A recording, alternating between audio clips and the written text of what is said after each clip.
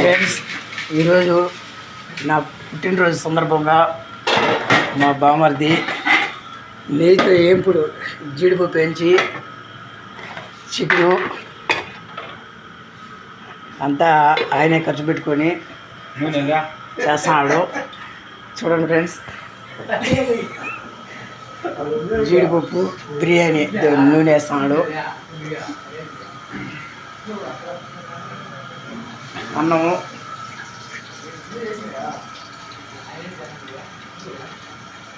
చూడండి. ఈరోజు నా బర్త్డే సందర్భంగా సంబరాలు చికెను బిర్యానీ